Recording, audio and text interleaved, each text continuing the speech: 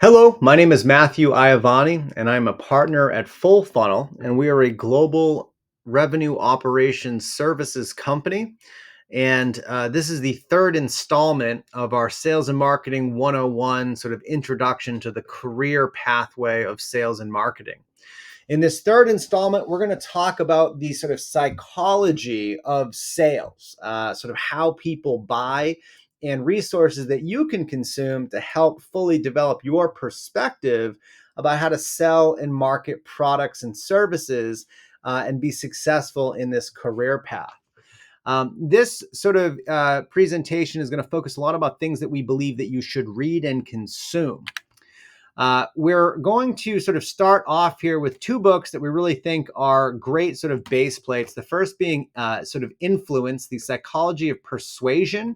And the next book is Thinking Fast and Slow. Both of these books are really talking about, from a buyer's perspective, sort of how buyers understand concepts, how they're persuaded, and effectively how you can sort of rationalize the way that a buyer is going to interpret information that's being given to them by someone trying to sell or market a product and service. It's something that we believe that if you can sort of establish that sort of understanding of the way that the human brain functions in a buying capacity, you are going to be better equipped to be successful selling and marketing products or services. The next books that we believe that you should read is first, The Psychology of Selling, which is really all about the way to approach a sort of sales function or support or process rather. This sort of book is going to talk about things like building rapport, creating urgency, and sort of overcoming objections. Taking that sort of concept a step further, spin selling is a framework about selling services and products that has been around since the sort of early 90s. And it is a sort of highly acclaimed sort of framework, very good book as it relates to how to essentially approach a sales conversation instead of a framework that's going to give you some structure as you approach that effort. Both of these books sort of attack that sort of structural how do you sell component. And we believe this is going to really help you develop your capabilities and capacity to understand a sales and marketing sort of process. The next books here, first one is one of my favorites, Daniel Pink's Sell is Human. This is really a book that's trying to deconstruct a sort of widely held myth that sales is like a very special skill set that only certain people have. And it really talks about the reality that we are, as human beings, selling constantly. We are selling ourselves, our ideas, we're selling it to our family, our peers. This is something that we all can do as a sort of natural human sort of condition.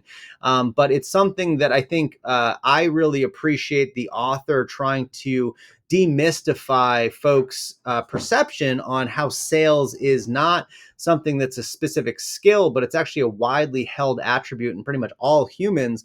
You just have to learn how to activate it. The next is Descartes' error, which is emotion, reason, and the human brain.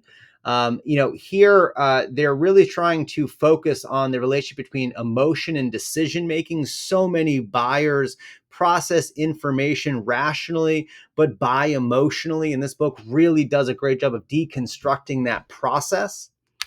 Lastly, there is a book from Adam Grant, which is Give and Take, which is really talking about sort of effectively the psychological framework for understanding how a salesperson's behavior is going to influence their long-term success.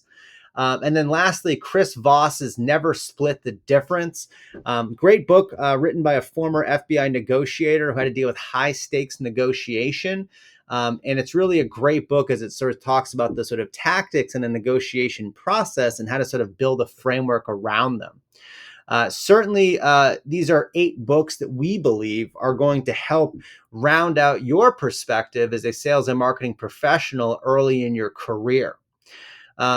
That is sort of how we believe you should sort of spend your time at the beginning, especially for those folks that are like in your 20s, your defining decade, so to speak, is that, the readers are the leaders. And the reality is the folks that take sales and marketing seriously enough to start sort of cerebrally ingesting material about the subject, about the human condition, are those that are going to be the most successful in their endeavors.